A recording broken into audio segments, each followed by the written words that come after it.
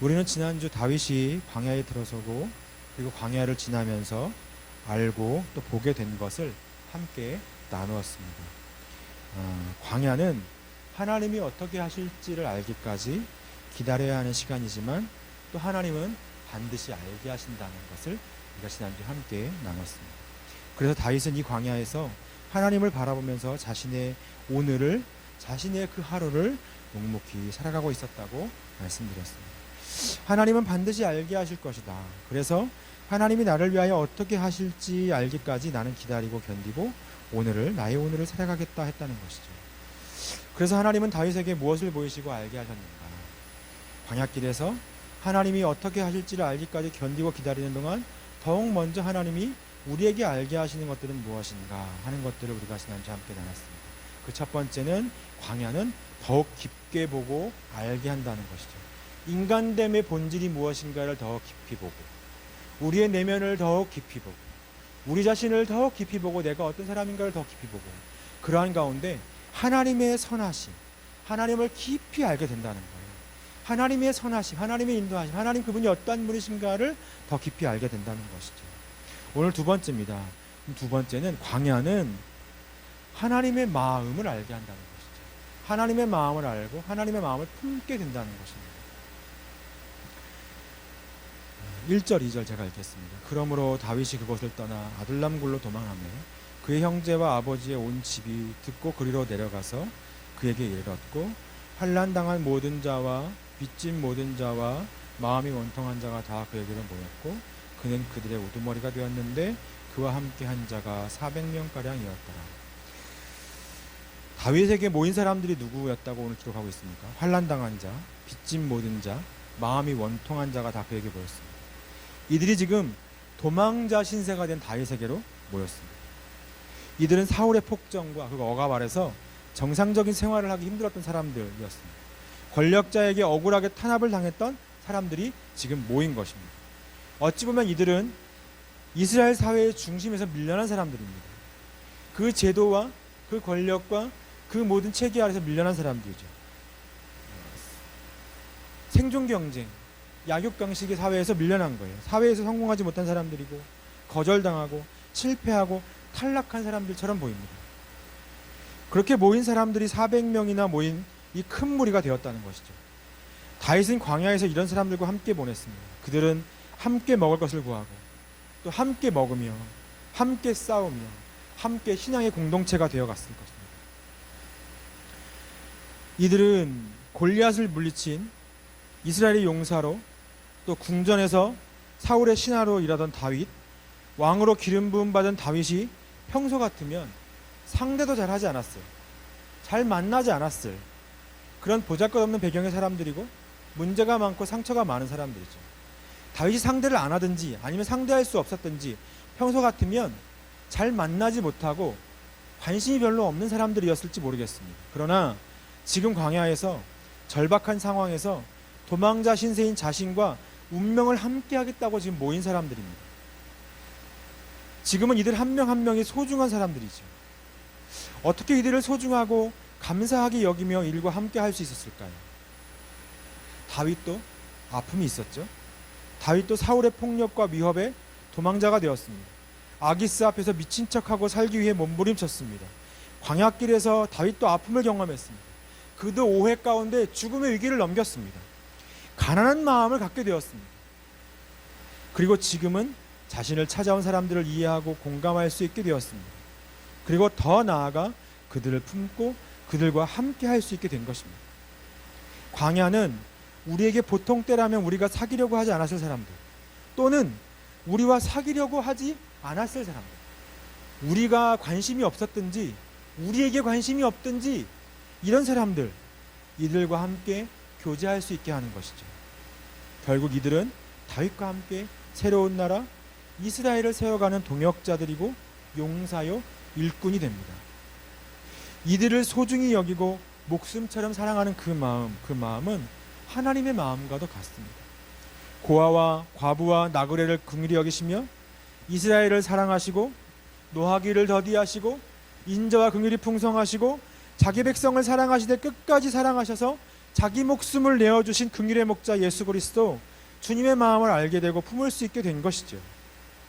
그리고 이것은 다윗의 사명이 되고 더 큰 사명으로 가는 길이 된 것입니다. 무엇이 우리의 사명이 될까요, 여러분? 무엇이 우리의 사명이 될까요? 긍휼이 사명입니다. 각 사람마다 눈에 띄는 것이 있습니다. 더욱 눈에 보이는 것이 있죠. 어떤 사람들은 다른 사람들에게는 잘 긍휼의 마음이 여겨지지 않는데 유독 어린아이들만 보면 그 마음이 쓰이는 사람들이 있습니다. 사명입니다. 어떤 사람들은 다른 사람들에게는 그러지 않는데 유독 어르신들만 보면 마음이 쓰이는 사람들이 있습니다. 사명이죠. 어떤 사람들은 청소년들만 보면 가슴이 뛰고 긍휼의 마음에 어쩔 줄 몰라 하는 사람들이 있습니다. 그게 사명입니다.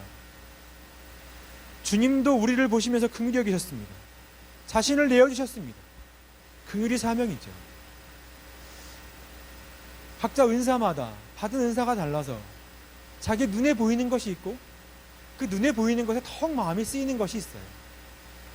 어떤 사람들은 교회를 장식하는 일에, 어떤 사람들은 말씀을 가르치는 일에, 어떤 사람들은 아픈 사람들을 돌보는 일에, 힘든 사람들에게 마음을 쓰고 그들을 세워가는 그 일에 더욱 마음이 쓰이는 사람들이 있습니다. 긍휼이 사명입니다. 또 많은 것이 사명이죠. 각자 사람마다 많은 것이 다릅니다. 어떤 사람은 돈이 많습니다. 어떤 사람에게는 건강이 있습니다. 어떤 사람은 지식이 있습니다. 하나님께서 왜 그것을 주셨을까요? 돈이 많은 사람들은 돈으로 섬기고, 건강이 있으면 몸을 움직여 섬기는 것입니다. 지식이 있으면 지식으로 섬기는 것이죠. 각자 자기에게 있는 것이 사명입니다. 자기에게 있는 것으로 섬기는 것입니다. 또 아픔이 사명입니다. 하나님은 우리 그리스도인들을 상처 입은 치유자로 살게 하십니다. 우리의 아픔과 상처, 그 결핍을 통해서 다른 누군가의 상처를 치유하게 되고 세워가게 하시는 것이죠. 하나님께서는 결핍을 사명을 위한 좋은 재료가 되게 하십니다. 우리의 아픔은 사명입니다. 우리가 아팠기 때문에, 우리가 아파봤기 때문에 그 아픔이 눈에 보이는 것입니다. 저는 목사 안수를 받던 해에 신림동, 흔히 고시촌이라고 말하는 곳에서 사역을 했습니다. 그곳에서 고시 공부를 하던 청년들을 만났습니다. 그런데 그곳에서 청년들을 만나 그들과 함께 사역하고 그들의 고민을 듣고 믿음으로 도전하는 가운데 하나님께서 왜 저를 그곳에 보내셨는가 하는 이유를 알게 됐습니다. 저는 신대원 입시를 꽤 오래 공부했습니다. 보통 고시 공부하듯 공부해서 들어가는 그 학교의 입시를 준비했는데, 그렇다고 해도 저는 남들이 생각할 때 그래도 좀 오래 걸렸다 하는 정도로 오래 걸렸습니다. 그러고도 그 학교를 가지 못했습니다. 그리고 다른 학교를 갔습니다. 꽤 오랜 시간 시험을 준비하면서 했던 경험들, 제게는 광야 같았던 그 시간이 그 고시촌의 청년들을 위한 사역에 귀한 재료로 사용됐다는 거예요. 그들의 마음을 이해할 수 있었어요. 공감할 수 있었고 담대하고 분명하게 믿음으로 도전할 수 있었습니다. 시험 준비가 오래되고 시험에 계속 떨어질수록 마음이 가난해지고 자존감이 무너지고 점점 작아지는 자신을 경험하고 그 수많은 고민 속에서 믿음을 어떻게 지켜야 할지를 고민하는 청년들의 마음을 이해할 수 있었어요. 그것을 가지고 씨름하면서 눈물로 고백하는 이들의 손을 붙잡아줄 수 있었어요. 그래서 하나님은 저를 그곳에 보내셨고 그들과 공동체가 되어서 함께 사역하게 하신 것이죠.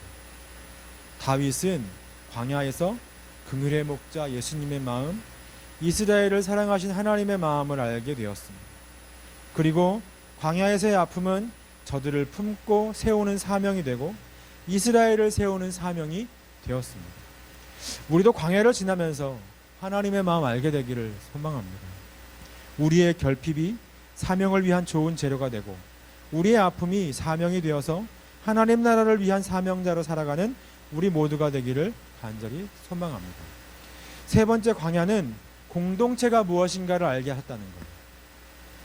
좀 더 구체적으로 말하면 하나님의 공동체를 알게 하셨다는 것이죠. 오늘 본문에 다윗에게로 모인 사람들은 다윗의 형제와 아버지의 온 집과 환난당한 모든 자, 빚진 모든 자, 마음이 원통한 자가 다 그에게로 모였다. 이렇게 그 모인 사람들의 면면을 구체적으로 설명해 주고 있습니다. 그냥 다윗에게 사람들이 모였다, 다윗에게 연약한 자들이 모였다, 이렇게 그냥 얘기해도 될 것 같은데 그렇게 하지 않고 환난당한 모든 자, 빚진 모든 자, 마음이 원통한 자, 이렇게 다 구체적으로 면면을 설명하고 있다는 거예요.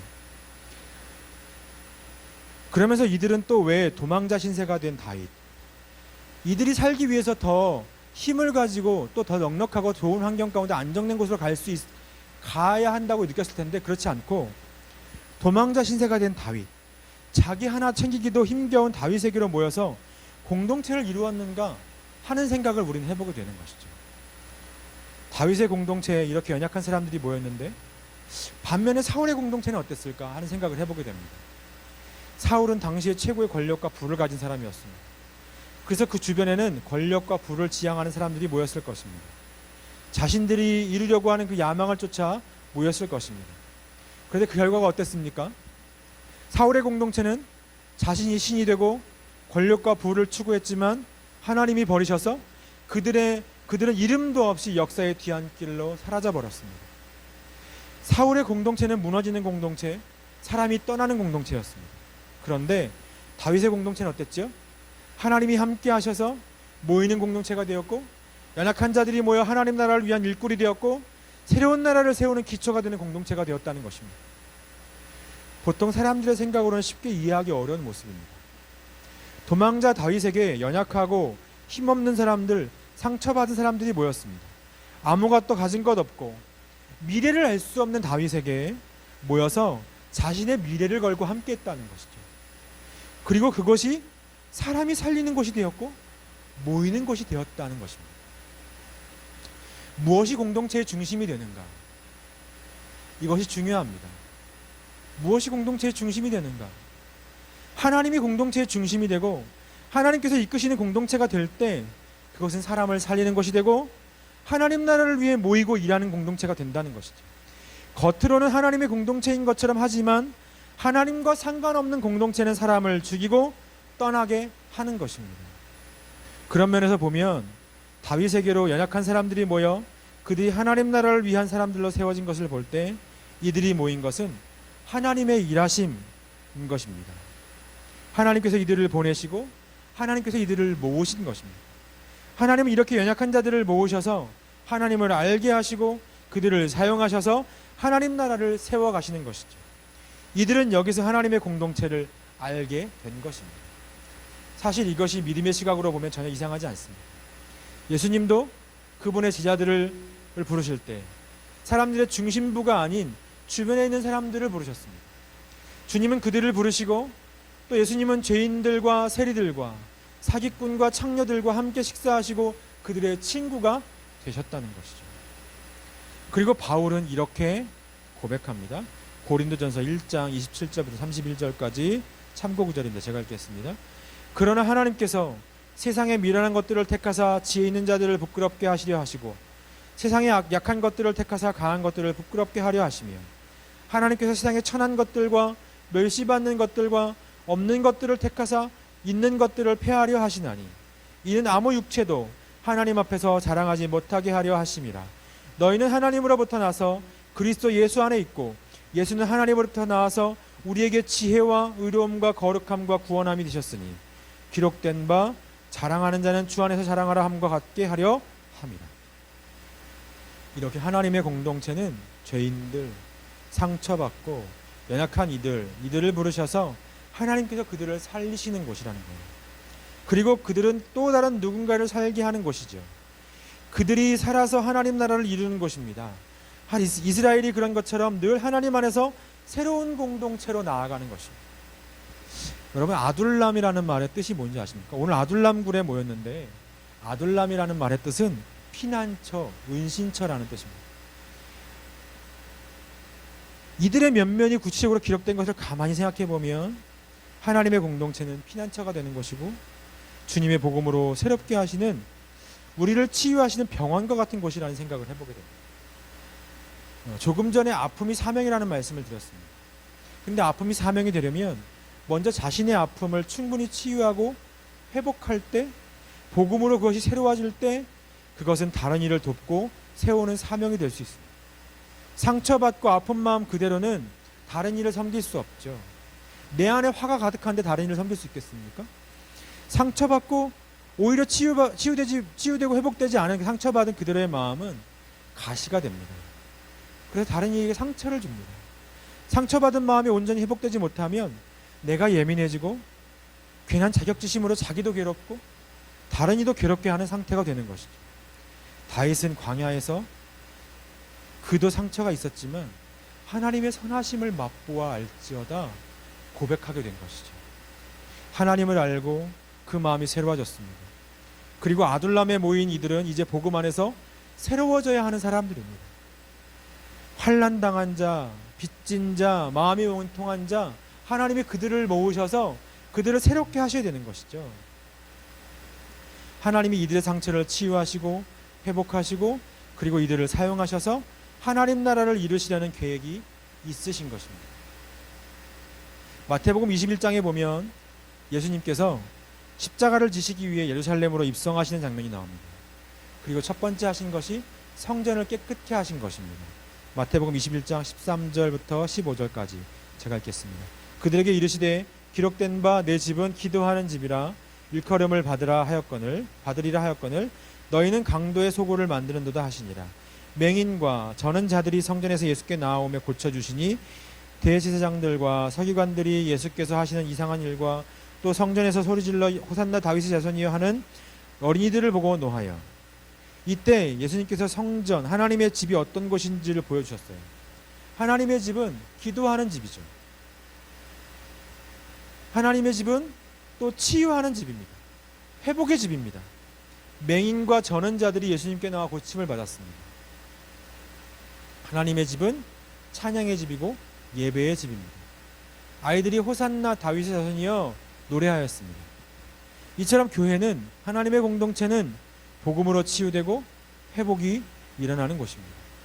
아둘람에서 그랬던 것처럼, 예수님께서 그렇게 하신 것처럼 오늘도 하나님의 공동체는 그렇게 복음으로 치유되고 회복되는 공동체인 것이죠. 그리고 치유와 회복을 통해 다른 이를 살리는 사명으로 살게 하는 것입니다. 우리 교회에도 이러한 은혜가 있기를 간절히 소망합니다. 이러한 은혜, 이러한 사명, 이러한 역사가 우리 가운데 있기를 간절히 소망합니다. 처음에 우리 더불어삶교회가 시작될 때 저는 그런 마음이 있었어요. 처음에 젊은이들이 함께 모여 예배하는 교회가 되면 좋겠다, 이런 생각을 했습니다. 그런데 계속 기도하면서 또 주변의 사람들과 만나 이야기를 나누다 보면서 그냥 젊은이들만 모이는 것이 우리 교회가 필요한, 여기에 필요한 이유가 아니라는 생각을 하게 되었습니다. 우리 주변에 마음이 상한 이들이 모여 회복되고 복음으로 생명의 은혜를 경험하고 복음과 더불어 살게 하는 공동체가 되면 좋겠다는 생각을 하게 되었습니다. 특히나 요즘은 이전에 교회에서 상처받고 교회를 떠난 사람들이 많은데 저희 주변에도 그런 분이 참 많거든요. 이런 분들이 그 상처가 복음으로 회복되고 다시 예배의 자리에서 예배자로 살아가게 하는 그런 공동체예요. 우리 공동체가 이런 공동체가 되면 얼마나 좋을까 하는 생각을 해보게 되었습니다. 여러분, 교회를 위해서 계속 기도해 주십시오. 그리고 이런 분들이 주변에 계시면 함께 예배로 나오십시오. 그리고 우리가 함께 예배하면서 이렇게 주님을 멀리하고 교회를 떠나고 마음이 상처받고 힘들고 어려운 사람들이 우리 공동체에서 함께 회복되는 일들이 일어나면 좋겠습니다. 인간적인 생각으로는 누구나 근사한 사람, 지적이고 돈도 많고 사회적으로 영향력 있는 사람들이 모여서 멋진 예배당에서 근사하게 예배를 하고 싶은 마음들이 있기 마련일 거예요. 제가 신학교 다닐 때 한 교수님이 그런 얘기 하시더라고요. 본인도 교회를 개척하셨는데 본인도 처음에 좀 근사하고 점잖고 멋진 사람들과 좀 도심지에서 함께 교회를 하고 싶으셨다는 거예요. 그리고 그렇게 될 줄 알았다는 거예요. 유학 가서 공부도 하고 오고 학교에서 교수도 하고 이러니까 그럴 줄 알았다는 거죠. 그런데 본인의 생각과는 다르게 그 교회에 상처받은 사람들, 아픈 사람들, 소외된 사람들, 가난한 사람들, 심지어는 귀신 들렸다고 하는 사람들, 이런 사람들이 오더라는 것이죠. 그리고 교회는 그런 이들이 모여서 회복되는 곳이더라 하는 이야기를 하시는 걸 제가 들었습니다. 오늘 우리 공동체에도 주님의 복음이 중심이 되고 하나님께서 우리를 인도하셔서 회복의 은혜가 나타나는 교회가 되기를 간절히 소망합니다. 우리의 상처가 회복되고 그것이 다시 누군가를 살리고 우리 공동체에 주님께서 사람들을 보내실 때 이곳에서 회복의 은혜가 일어나기를 간절히 소망합니다. 하나님께서 일하시는 공동체가 되기를, 하나님을 바라보며 따라가는 공동체가 되기를 간절히 소망합니다. 우리 마지막으로 5절 한 절만 더 보겠습니다. 5절 제가 읽겠습니다. 선지자 갓이 다윗에게 이르되 너는 이 요새에 있지 말고 떠나 유다 땅으로 들어가라. 다윗이 떠나 헤레스 풀에 이르니라. 광야에서 하나님은 다윗에게 말씀하시고 그를 이끌어 가셨습니다. 광야에서 다윗은 이끌려 갔습니다. 여러분, 광야는 그렇습니다. 이끌려가는 것입니다. 하나님의 이끄심에 따라가는 것입니다. 광야를 잘 지나는 방법이 뭘까요? 광야를 잘 지나는 길은 하나님의 이끄심에 끌려가는 것입니다. 하나님의 이끄심에, 하나님의 인도, 하나님께서 인도하심에 이끌려 따라갈 때 광야를 잘 지나갈 수 있습니다. 하나님의 공동체도 마찬가지입니다. 하나님의 이끄심에 이끌려가야 합니다. 하나님의 말씀에 이끌리고, 하나님의 인도하심에 이끌리고, 하나님이 중심이 되시고, 하나님이 우리의 주인 되시고, 하나님이 우리의 대장 되셔서 하나님 우리를 이끌어가실 때 이끌려가야 합니다. 하나님보다 앞서가지 않고 하나님과 상관없이 내 뜻대로 가려 하면 광야도 잘 지나갈 수 없고 공동체도 무너지는 것입니다. 수동적인 것이 무기력해 보입니까?